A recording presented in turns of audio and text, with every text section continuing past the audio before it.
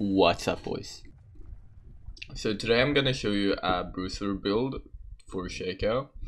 I actually found a master player on the US who used pretty much like a very similar build every game for Shaco. I'm gonna show his op.gg on the screen now. So yeah, here our boy is. Master, rank 300. It's just completely sick actually what you have accomplished with a fucking Bruiser build this early into the season. I'm gonna try to cover why I think it's pretty good and you know, pros and cons and things like that. So obviously I don't know as much as he does about the build. I've just played it for 5 games, won the first 4 and lost the 5th. But like, I'm gonna try to do my best anyways.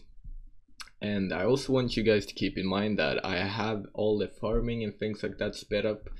So many things of my thought process will just like not be mentioned as I try to describe the build as well. So I'm gonna try to keep it very simple, but yeah, I'll still explain the most important stuff in my opinion. So yeah, let's just get into the game here.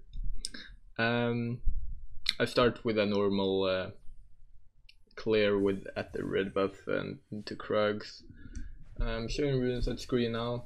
By the way, you might see that he's using Ravenous Hunter, which actually makes real much sense because this build is like really early into the game. He builds really much MR and armor, and that means that he will take less damage. And the healing then provides him with pretty much extra health because he doesn't die. And that means that he doesn't have to build like flat HP early into the game, which is actually really great. So I'm gonna try to cover the thing that's happening right here. I am invading the Rams because I know that he doesn't have the healthiest clears. So yeah, I get his blue buff, and this is kind of funny actually. Try to walk behind him and then he flash and I click behind him. I don't Q because I wanted to use it to escape, and it was just an instant regret that I didn't do it because he got too close to tower, and yeah, it's a total disaster. I don't really dodge things here.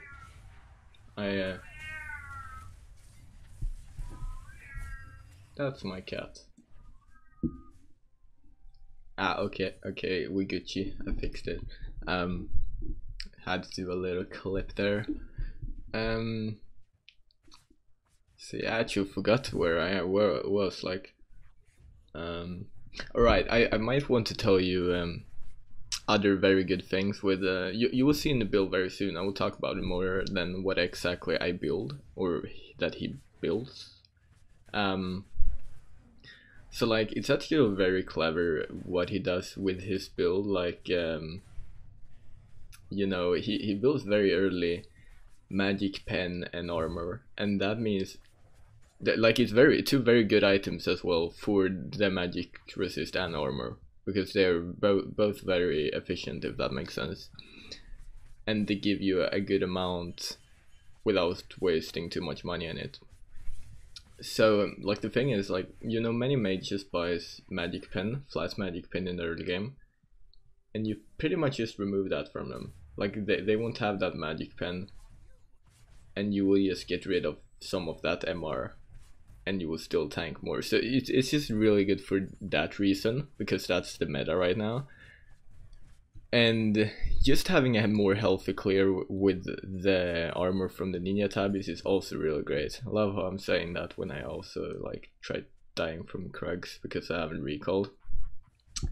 You might think this is kind of risky that I'm just going down here and doing this thing on solo HP, but I saw Ramos was mid lane and he would just do this if I didn't do it now, so I went down there, took the fruit and did it. I'm doing my red buff now. You see I have a fucking 550 gold bounty without having a single kill or assist, so I love this bounty system, Riot. Fucking love it. So like, yeah, we're just building the start of the items here. So I'm gonna try to build a Hex Drinker and a Ninja Tabbies.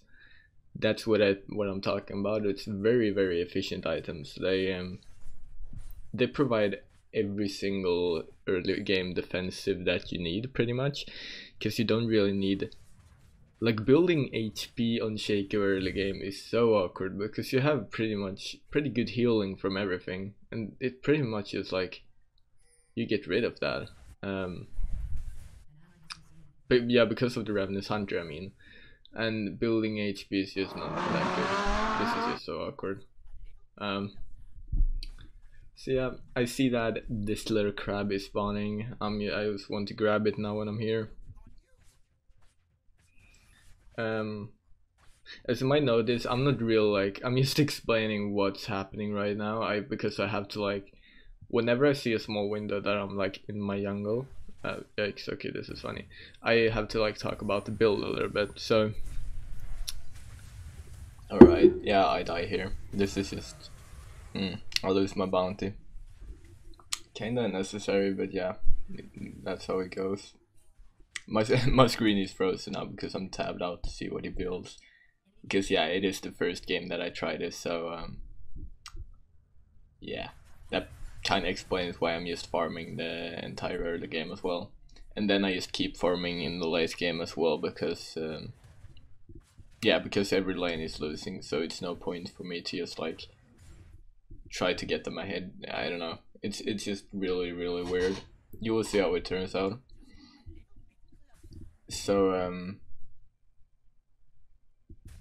yeah, right, I go for the Herald here. So like, okay, another thing with the build is that you can actually take Herald quite easily because you, I mean without your R, because you see I heal more now when I hit the back there, yeah. So because of the Ravenous Hunter basically, so that's great. I want to pick up, take the pick on Rammus because he's so low, but I just walk into Seraph instead, so yeah.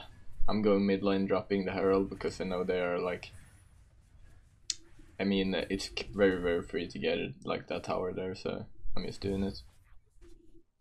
I actually realized like another thing with this build is that it works really good in lower elos, like when you how should I say it, like if you're full damage and you engage to kill like, I don't know, some people and you just die for it. For example, if I kill 2 people and then die, I can't carry the team fight. That's just up to my team then, and that means that I can't do, like, I don't really mean that it's a problem that I can't continue playing the team fight, if that makes sense, because it's more that I am dead whenever the team fight finished. It's like, it's not like you don't team fight just to team fight and get kills. You always team fight for an objective, or to get, yeah, just simply maybe to push out the wave, to get like 2 waves and then miss 2 waves as well. Like just a simple thing like that can actually be pretty damn huge, and sometimes even more huge than the team fight, if it is not like real many bounties there. So it's many things like that. Like the team doesn't understand many things of those, so just if I can do them myself, it's great. It's like, I actually really like the build. I might want to explain what the build is like, what the build is right now. So it is basically a set you buy Tiamat, Ninja Tabby, Hex Drinker, Trinity Force. Then you can like, it's kind of situational, but most of the time I build CZ Rot Portal because it's a very split push heavy build. You will see that soon as well. So and it gives you MR and armor, so that's just great. It's a very good thing with it. Yeah, my team dies there, so I want to recall and just do my top jungle. I can't really defend bot lane, so they will do it alone. I mean, yeah, you see I'm building towards Trinity. Yeah, and after Caesar Rot Portal, you will still want to like that item really depends on the game, because, for example, let's say they have a lot of healing and auto attackers, like just like damage, physical damage. I mean, then it would probably be pretty good with a Thornmail, right? And if they have very much critical strike, you can just build random summon. So, alright, I have a really awkward fight with Aatrox here. I wanted to dodge his Q with my Q, but he just flashed behind me, so yeah, it's a free kill, I guess. I've noticed that it's actually extremely difficult for me to explain about a certain topic in a gameplay video where I speed it up this much, because it's already difficult for me to talk about the game because I don't have the time for it, and it just comes out kind of like a mess when I do this. But like, you can pretty much like get the point of the build, I hope, and you can still see pretty much how it turns out just by watching the screen. I don't think I have to explain every single detail. Yeah, the only reason why I go in here is because Seraph got a bounty and 300, no, what? I mean, he got 25 major stacks, so getting rid of those is really huge. And my screen is frozen again because I am tabbed out. Great. Okay guys, after doing some research, I just noticed that this account that I'm talking about in Mastery Low is Shaco. I've actually already typed it in the beginning of the video, so you might already know it, but yeah, I just noticed it and I might just talk about it right now. So okay, let me just tell you my story about Shaco. Like, well, he actually got me into playing Shaco. He was the first like real Shaco main that I saw. I saw him before Pink Ward and everyone. And I really enjoyed his Bruiser builds, and that was like the first way I played Shaco for a very long time. So like, yeah, like I've seen, what should I say, whenever I started like climb even more with Shaco, I started looking up more about Shaco and what people thought, and then I realized that people talked about him as being hard stuck diamond, and I actually saw him on one of his streams, had negative win rate in gold elo, and I was like, dude, what? Like, this is the guy that actually got me into playing Shaco. I don't know what I should do now. Like, he was actually my guidance. So I tried to like, he also stopped streaming, so there is that as well. But I tried to like just find my own way to play Shaco instead. And yeah, it worked out pretty good, but like, he's actually back. He's in Mastery Elo now, and I couldn't be more happy. I'm really happy to see that he's actually back in the game and popping off. So like, I mean, I really can't let it go. Like, that's actually Shaco, because I just found this guy on OP.GG, and then it turns out that the account is Shaco. It kind of makes sense because he's always like, this build is kind of what his builds looks like. And it's actually really great because, like, as I told you before, he's actually building ED items now. So like, he still does damage. He's not building full tank like before. He used to build that old GA, which didn't have AD and things like that. And now it actually is like, yeah, some precap, things like that. But now it just makes sense for me. So it's just great.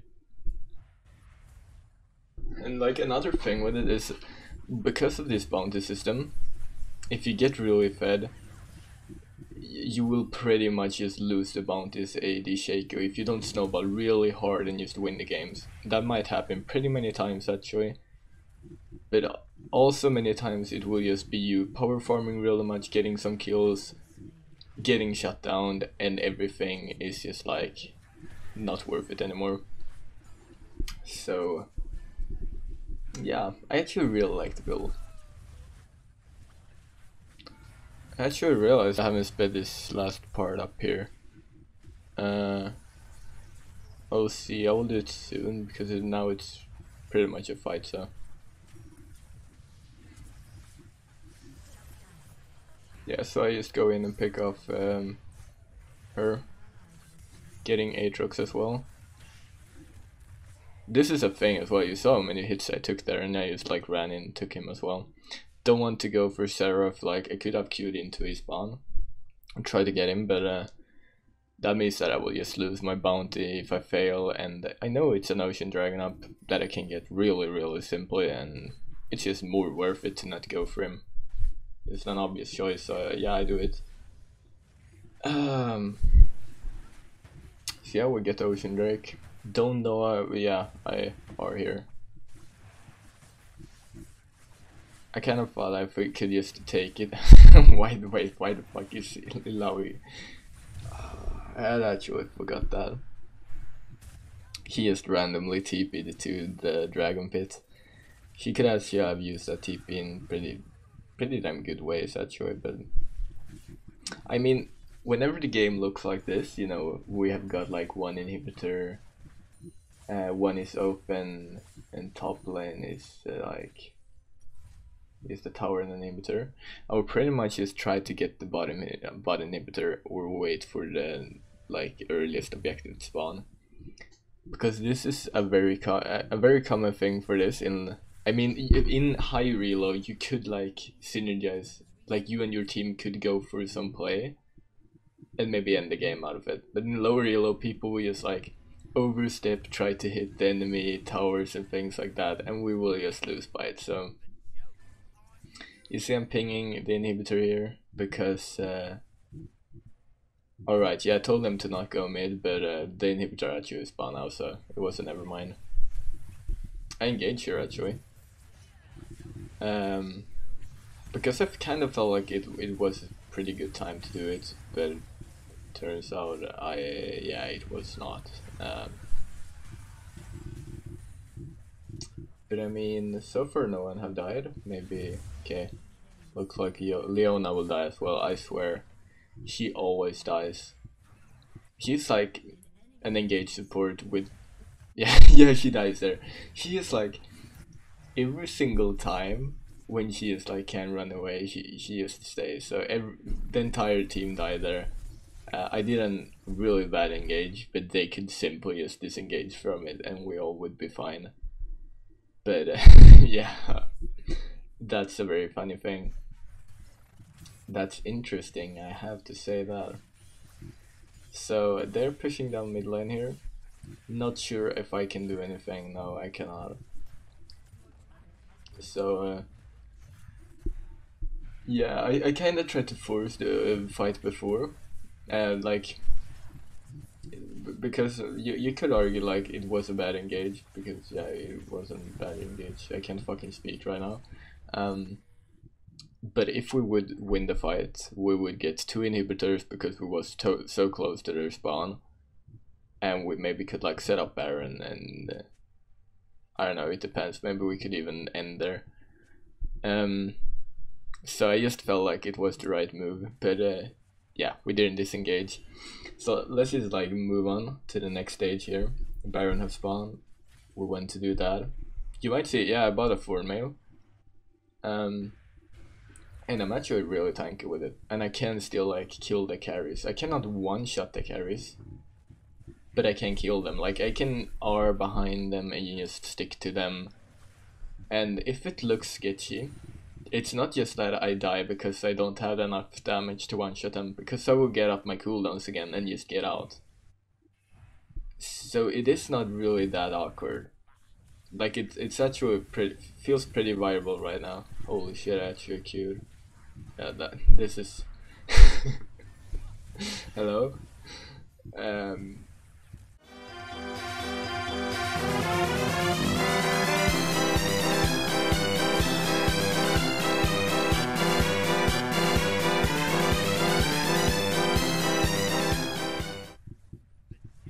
Yeah, so like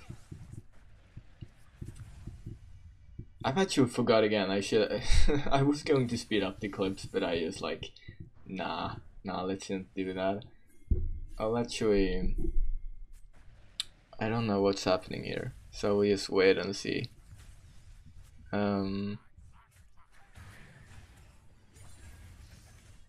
Yeah, I want to do Baron here. It's much easier for me to cover things when I don't speed it up, I've noticed, but yeah, I feel like it's a very free Baron. I can outsmite Rammus every, like, I can do it extremely easy. I'm feeling pretty confident in overall that our team can fight if they come and contest it, and I don't think everyone will get there in time either, so yeah, we get it there. Here's the thing, I don't want to fight. Ilaoi fucking walks into them. Wait, what? No, okay. No, okay. Yeah, they actually listen, they disengage. I thought that they would collapse on us from the side. Oh, never mind. Fucking Leona died. I'm not even surprised, to be honest. Like, she dies all the time. She was pretty much the main reason that we almost lost. Because of all of those stupid things. Like, she's actually like our front line, and she just decides to int every single time something happens. So you see here, she isn't even here this fight. We managed to get a pick on their support because she tried to do the crab for some reason. So now it's pretty even. Leona might get her in time as well. So we're doing the dragon in meanwhile.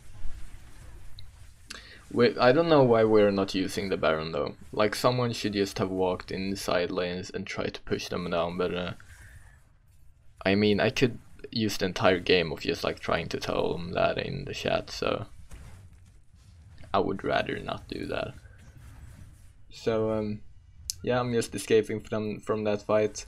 Malzar thought that I wanted to fight, I think, I don't know, and Leona goes in to save him, so interesting indeed. I think they die at least. Yeah, Leona dies. I get Rammus. I see Vayne is pushing in their spawn. So, and I have vision of both of those two, so I just want to cancel the recall. Wait a little while for the recall to start. Go in there, and this is so awkward. Actually, don't kill Seraph because he Sonya's, and yeah, it's I positioned badly and I just played that really poorly, but it looks like it's fine. We get inhibitors and a tower, and Vayne stands and shoots at the last tower. Maybe she got it. Wait, hello? Maybe she actually did. Yeah, she did. Oh right. So the like, she died there. Because of that she died there, I will be able to backdoor later on. You will see that. So that's really great. I might actually, I'm gonna clip here. Wait. There we go. So yeah, I'm gonna just skip that little part of it, and the game is pretty much just gonna be one more fight and we will win. So I'm not gonna clip anymore in it. You will just I will just show it from this point on. And I might tell you that this video have been kinda weird, because I like the most of the game was actually just like telling you guys about that it was Shay Clone's build, because that caught me off guard really hard. But like, it wasn't really meant to be a guide. I want you guys to be like, realize that, okay? So it's more of like bringing awareness to that Bruiser Shaco is still a thing, and pretty much give you an idea about how to play it. So like, yeah, pretty fucking weird video, but I really hope you enjoy it anyway. So yeah, it comes out a little fight here. I'm trying to get a pick of Morgana. It doesn't really work too well. Leona suicides again, so and now I just see like, you see I could have maybe killed Seraph here when he positioned like that, and Saya, but I just like, I know I can end.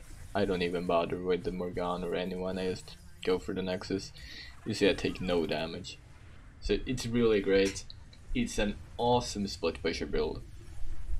So please hit the like button, the subscribe button and the bell icon if you have enjoyed the video. I would honestly appreciate it really much. And I will see you in my next video.